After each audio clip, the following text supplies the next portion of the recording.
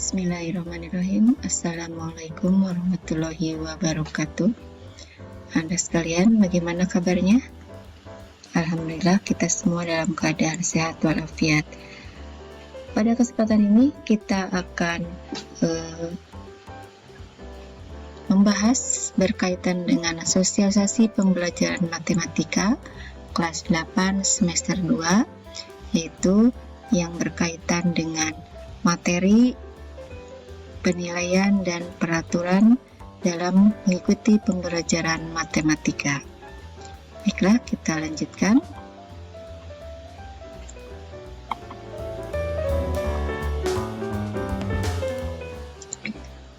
Materi pembelajaran matematika di semester 2 melanjutkan dari materi pada semester 1, yaitu dimulai dari bab 6,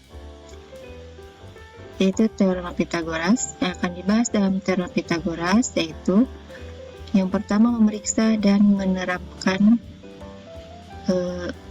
teorema Pythagoras, kemudian yang kedua menentukan jenis segitiga dan triple Pythagoras, dan yang ketiga perbandingan sisi-sisi segitiga sama kaki dan segitiga yang bersudut 30 derajat, 60 derajat, dan 90 derajat. Kemudian bab 7 yaitu lingkaran.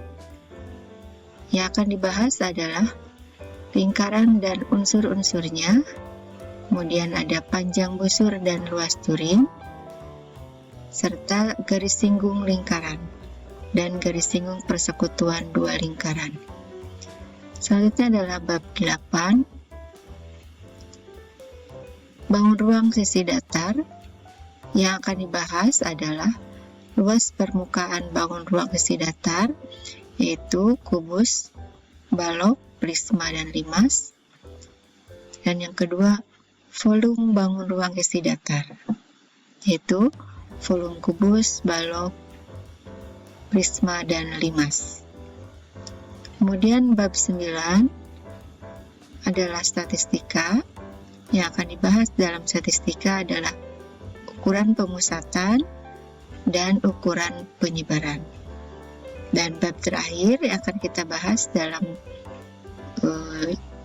kurun waktu semester 2 adalah peluang, yaitu yang dibahas tentang peluang empiris dan peluang teoritis. Selanjutnya kita akan membahas berkaitan dengan penilaian. Yang pertama adalah penilaian pengetahuan. Terdiri dari 4 bagian. Yang pertama adalah tugas pengetahuan. Setiap materi akan ada tugas yang berkaitan dengan materi yang dibahas. Mungkin akan terdiri dari beberapa tugas, ya. Kemudian yang kedua, ulangan harian. Karena ada 5 bab, berarti ulangan sebanyak 5 kali. Kemudian ada penilaian tengah semester dan penilaian akhir semester. Yang kesemuanya ini harus diikuti, ya. Apabila salah satunya tidak diikuti, berarti nanti akan ada kekurangan nilai. Selanjutnya adalah penilaian keterampilan.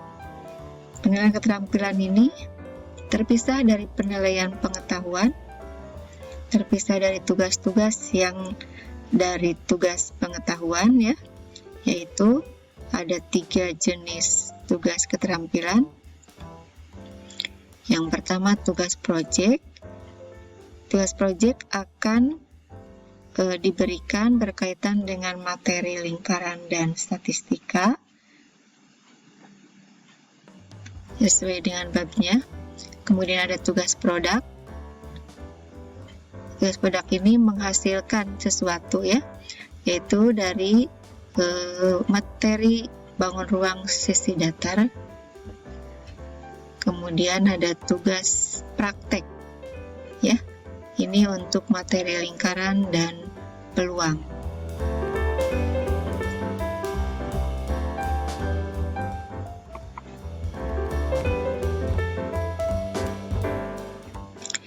kelas. Selain ada penilaian yang berkaitan dengan angka, ada juga penilaian sikap ya. Yang akan dinilai dalam penilaian sikap ini adalah kejujuran. Ini penting ya, kalian dalam mengerjakan tugas, dalam mengerjakan ulangan itu harus jujur. Walaupun ibu tidak mengetahui kalian mengerjakannya seperti apa, tetapi bisa dilihat apakah hasil yang kalian berikan ini hasil karya sendiri ataukah hasil dari orang lain ya. Jadi kejujuran ini sangat penting ya. Kemudian yang kedua adalah kemandirian. Sejauh mana kalian bekerja keras dalam belajar ya, akan terlihat dari tugas yang diberikan dan dari ulangan harian ya. Kemudian tanggung jawab, tepat waktu dalam kehadiran, mengikuti kehadiran pembelajaran, kemudian dalam mengirimkan tugas, dan dalam mengikuti ulangan ini dapat dilihat ya dari hasilnya dan dari keikutsertaan kalian. Kemudian sifat religius dilihat dari bagaimana kalian dalam mengikuti pembelajaran, dimulai dengan berdoa, kemudian beribadah sehari-hari, kemudian dari ketaatan pada orang tua atau guru. Ini mudah ya, ibu bisa meminta pendapat atau kuesioner yang harus diisi dari orang tua. Jadi ibu bisa melihat atau menilai sifat religius kalian dari orang tua kalian.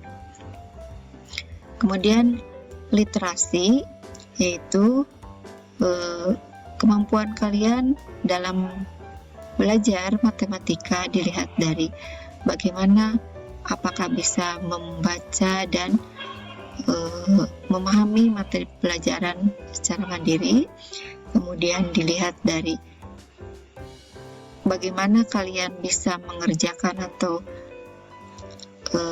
memberikan tugas itu. Tentu saja ada hubungannya dengan membuka materi atau membuka video pembelajaran. Dan selanjutnya yang terakhir adalah tentu saja dalam pembelajaran harus ada peraturan ya, supaya apa? Supaya disiplin, supaya ada pembeda antara yang rajin dengan yang tidak, dan yang membedakan antara yang mempunyai kemampuan tinggi dengan yang kemampuan sedang atau bawah ya. Oleh karena itu kalian harus bisa menunjukkan hal tersebut dengan sikap dan hasil yang baik dan bagus ya, yaitu peraturan tatap muka ataupun daring ya. Kalau sudah ada tatap muka mungkin juga tetap peraturannya tetap sama, yaitu yang pertama mengikuti pembelajaran tepat waktu. Kalau mulainya jam 8 diikuti jam 8, kalau mulainya jam 10 diikuti jam 10. Sampai jam berapa? Kalau misalnya sampai jam 10, sampai jam 10.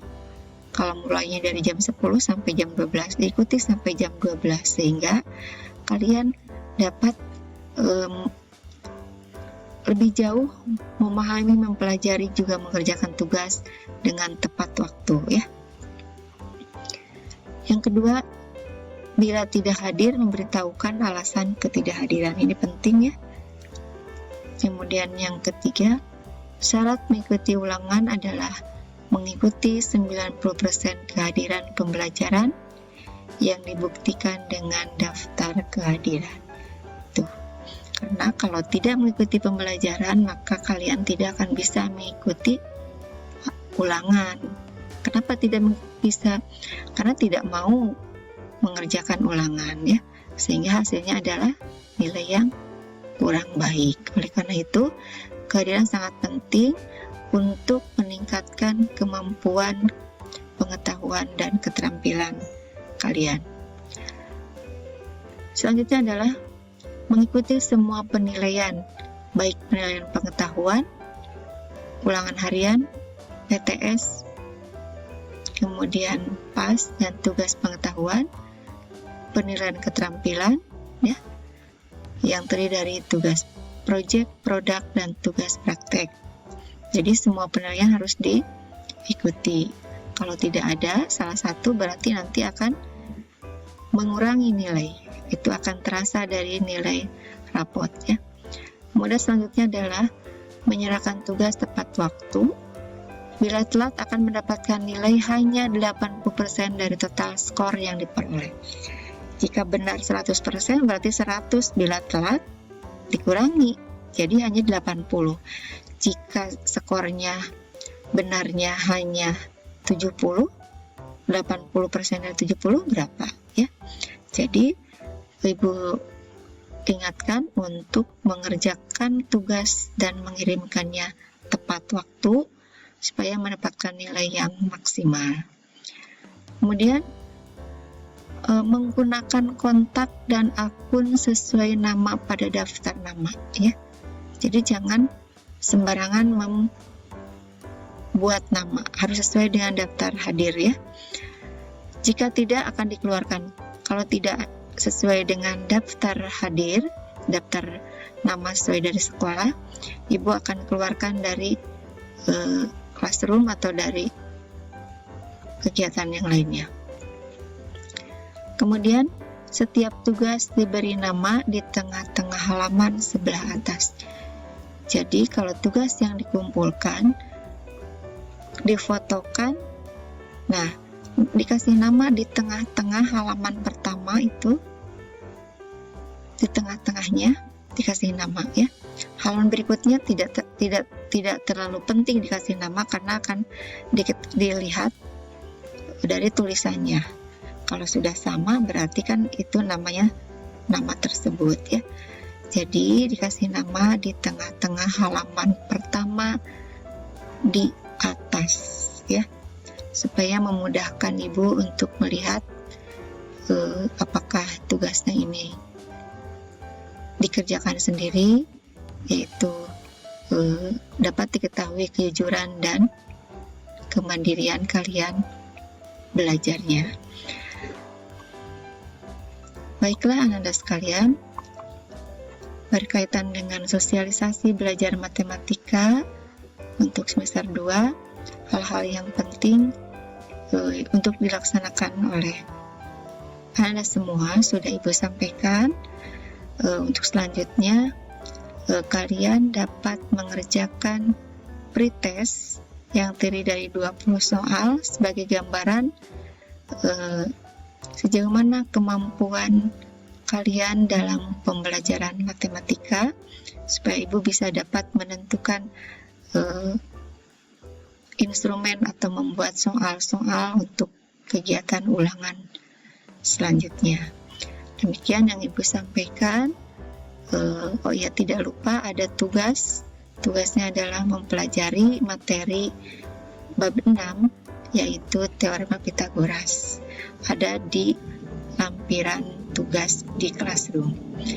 Baiklah anak-anak sekalian, Ibu akhiri dengan Assalamualaikum warahmatullahi wabarakatuh.